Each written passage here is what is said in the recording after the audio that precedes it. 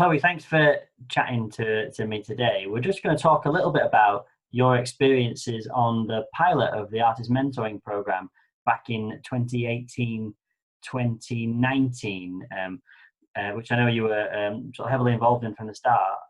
So I'm going to ask you a few questions, if that's all right, about how you found it, how you got involved, and also how your career's going to date, if that's okay.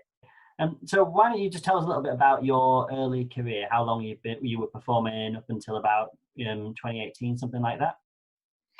Yeah, so I had been performing for a good while, actually, probably since about 2011, 2012. Had come to Manchester for university and had been doing gigs and open mic nights in the meantime, sort of part-time to begin with university, and then a job in an office. So I kind of had always done it part-time, and I had management as well who'd helped me get to that stage and had helped me get some pretty decent successes with things like streaming on Spotify, streaming numbers. So I was starting to earn a bit of a living from that. But then also I'd started playing festivals, I suppose, by that point, and done my first sort of mini tour. And then I think I played South by Southwest in the beginning of 2018. And to be honest, it was kind of from there that I really started to want to do it full time and try and make a real go of it. And so that coincided quite nicely with when I began the Artist Mentoring Program. Yes, I think that's when we first really engaged with your music, was through the showcase that English Folk Expo runs in Manchester. We've done a partnership with Brighter Sound, who are running a program called Both Sides Now, which I think you were part of, and you're involved in that showcase. Can you tell us a bit about the Both Sides Now program? Yeah, so in fact, prior to South by Southwest in the autumn of 2017, I did a really brilliant week residency as part of the Both Sides Now program with Beth Orton, and the Both Sides Now program is all about trying to achieve a bit more gender balance in the music industry, whether that is in musicians themselves or with sound engineers and that kind of thing. And they do these week-long residencies to encourage that. And actually, that was another kind of starting point for me to really start to take myself a bit more seriously and think, yeah, I can do this. Because we played at the launch event of that at the end of the residency week. And then since then, they've been brilliant in supporting me and encouraging me to kind of to do various events. They've put me forward for events such as the showcase at Folk Expo, and have just really championed me. So they're a really great Manchester organisation. Yeah, absolutely they are. So when we were first trying to develop the idea of an artist mentoring program, we wanted to work with Brighter Sound and Both Sides Now to really make sure that it was molded and artist led, and they were the ones that recommended that you should try and get involved. So we mapped you up for the course for I think it was a year-long program with 3 other artists. So we had yourself, Jack Rutter, Gareth Bonello, and Ankara Jenkins. And it started with an event in Manchester in October, which was a bit of a training weekend. I don't know if you can remember much of that and tell us a little bit about what that training involved. Yeah, so we met our mentors for one, which was really great, the people that we'd kind of be working with over the next year. And then we also did a couple of useful sessions on the one day, one with Nancy Kerr about stagecraft, knowing that she would be coming to a performance of ours in just under a year's time. So that was really great, just to discuss with, I'd never had the chance to actually really think about what I did on stage. I just kind of did it, and it was nice to kind of critically engage with that thing. And then we also did a business planning session, which was also very useful, because again, I've not really thought, I suppose, in those literal kind of business terms of my career as an artist being like, okay, I need to plan this like a bit like a business. That was with Joe Townsend from Trinity Lab, and I think it was. That's right, yeah. and that was really useful. And then on the Sunday we did I think it was called the Artist Entrepreneurship. Yeah, the FAC Artist Entrepreneur Day.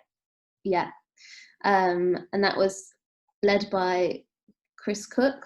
Yeah, from the CMU. The CMU, and that was I found that really useful. And actually, just the other day I've got like a notebook of useful notes, and I referred back to it because I was looking into publishing and that kind of thing, and syncing, and who owns what rights to what, and what percentages. And actually they'd given a really clear breakdown in one of their sessions about that, and it was for the first time that I'd really understood that as well. But it took the format of, there were several different sessions over the day, so practical things like that, and then also talking to other artists. So I think it was like Lisby Stainton and Roxanne Bastian were there, and they were talking about how they'd done it, and that was really, really useful insight into I think all the artists who participated in the mentoring program referenced the FAC Artist Entrepreneur Day as one of the things that was really helpful to have very clearly explained to them. So we ran it again the following year. We're going to run it this October, and we've opened it up to a lot more people to be involved with, because I don't think there's many musicians get the chance where someone gets to sit down and say, look, this is how licensing works. This is what mechanical rights are. This is the difference between PRS and PPL, and when you need them, and how you grow your team, and all that kind of stuff, which seems obvious if you've worked in the industry for years and years and years, but actually where do people pick up those first steps in their career from? So yeah, moving on. So after that, we all met up in London in January at the Americana Music Association conference.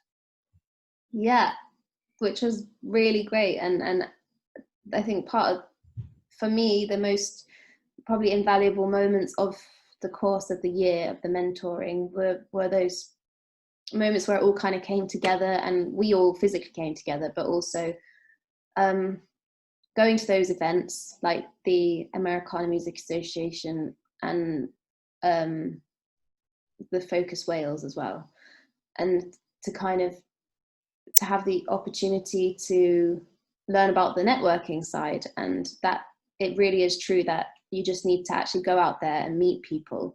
And then in that year alone, just those few connections and meeting people opened up so many new doors to me, or just so many good connections with people that have since given me really good advice. They might know so-and-so who knows so-and-so, and they can introduce you, or they can give you just good advice. And actually, and also the knowledge that you gain from those conferences as well, from all the different panels that they do, as well as watching the other artists perform, even if you're not there to perform yourself, I found really, really useful. Had you done any networking or anything in that kind of formal setting before? I don't think I had.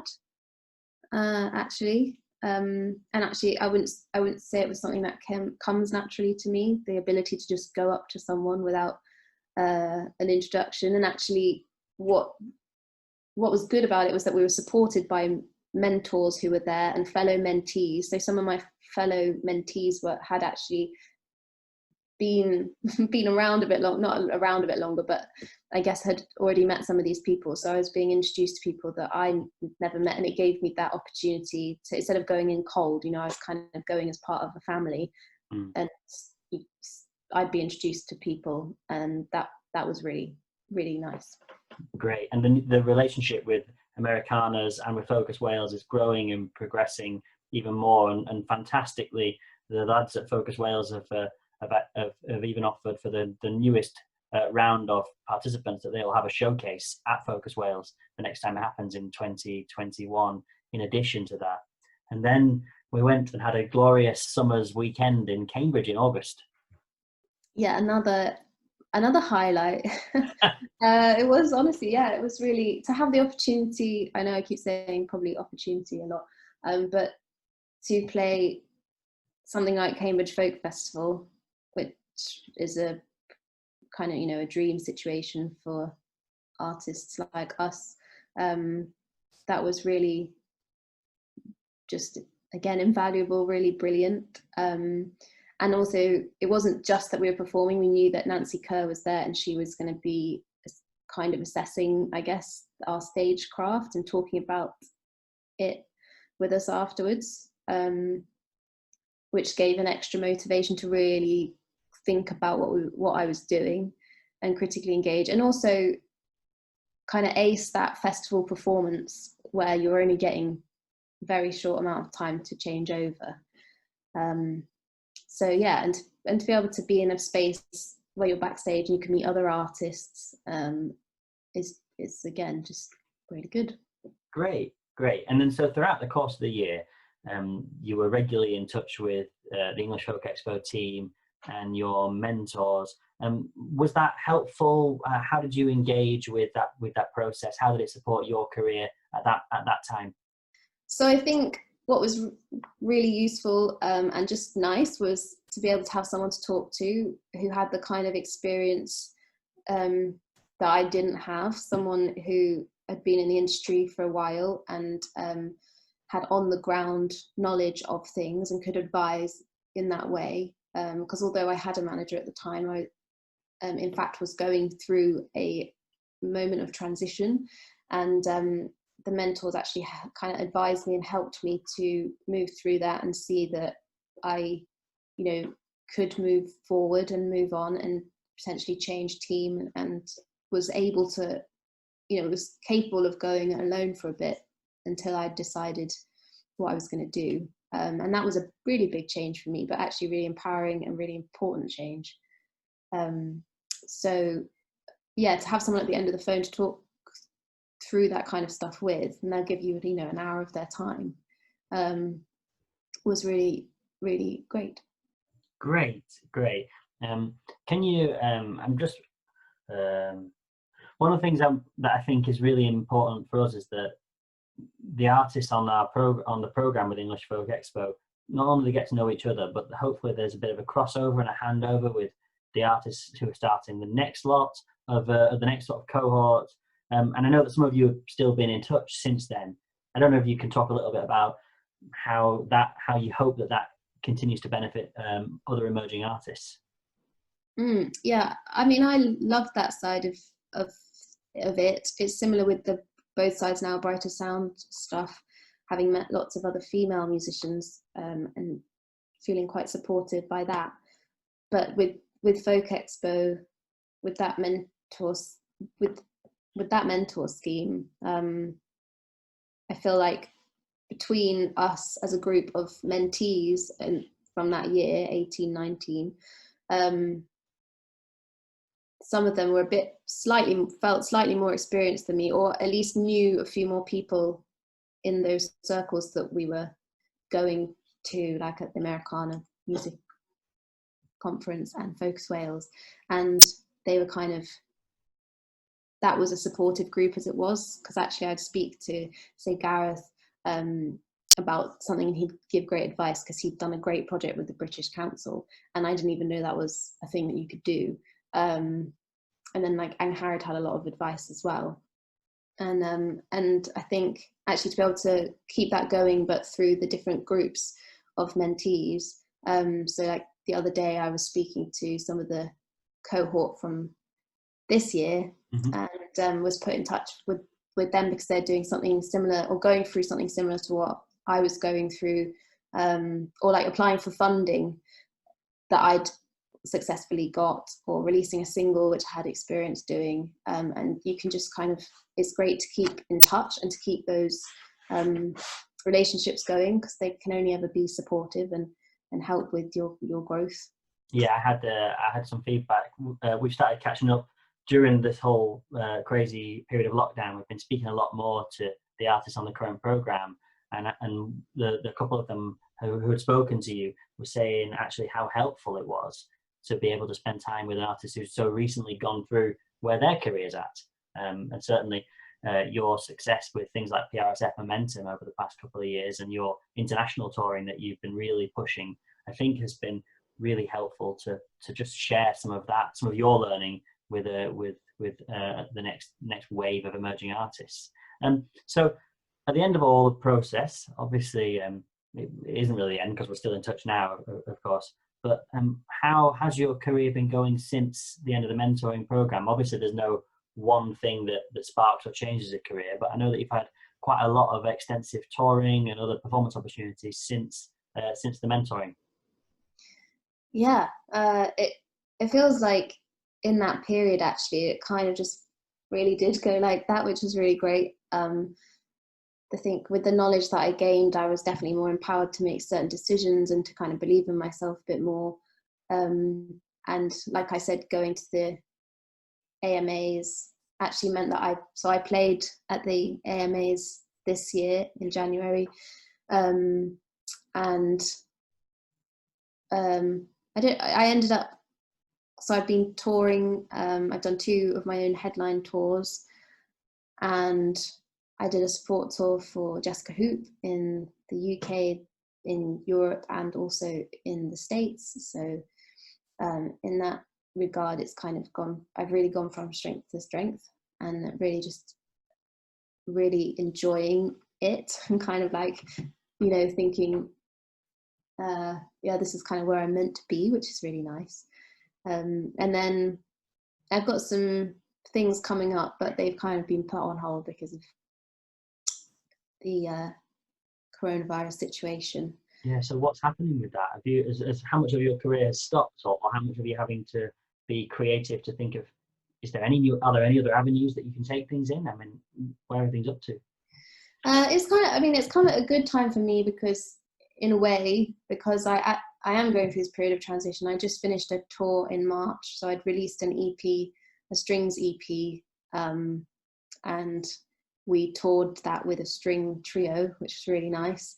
But it finished just before lockdown began, so I was really lucky that I got all my touring in before it got cancelled. And then it's just festivals that have been cancelled. But actually, I was going to have a period of not doing a lot of gigging, at least in this time, until festival season started, which I guess is kind of around now. But it's kind of, in a way, I don't know whether I want to use the phrase like ducks in a line. It's really given me that chance, because actually a lot of my career, as it were, so far has been me sort of saying yes to things and just making them work, and never really having a plan, and just always feeling kind of rushed off my feet and just doing it and loving it, but never really having a strategy, I guess. So I'm trying to like create a team around me now, because I kind of starting with a clean slate, and then plan for a debut album release next year. So I've got a bit of time, but yeah, I mean, in terms of being creative, I've kind of been doing the live streams, and I've been contributing to some other people's music. I've not found it particularly easy to write at the moment. I feel like I'm just getting to that point now, but it's actually just been a really valuable reflection time for me. I think it's quite honest to be able to say that. Well, we speak to quite a few artists, as you can imagine, and one of the overarching things that comes out has been musicians saying, "Oh, when I turn on my social media, I see all of this content from my peers and my friends who are seem like they're being really proactive and driven in during lockdown, but actually, I think everyone's reacting to this whole strange state of affairs in a very different way, and so it's positive that you're able to say, look, this is where I was feeling." But actually now I'm beginning to sort of think about what's going to come next for my career. Yeah, exactly. And I think, I mean, in fact, this week I've turned Instagram off because I just was like, I've had enough. Yeah. And actually just doing the right things for you, whether that's just for your kind of mental health and physical health, actually for me, it kind of in turn has enabled me to start being a bit freer with my kind of creative side of thinking. And actually there's, people you're right, people react to it differently, and there's people that were kind of putting loads out in the beginning and have just suddenly gone very quiet, and that's just adrenaline and all sorts kicking in. And I think as long as I've got something at the end of this to put out, which I know I do because I've got an album, then I'm kind of happy, and there's less pressure to write for any reason. Yeah. And where are you spending lockdown? In the southwest of England. I was moving out of my flat anyway, and then we had to move because of lockdown. And so I'm no longer in Manchester, which is breaking my heart a little bit, but temporarily staying with family in the southwest. So I'm very lucky in a way. Takes the weight off a little bit.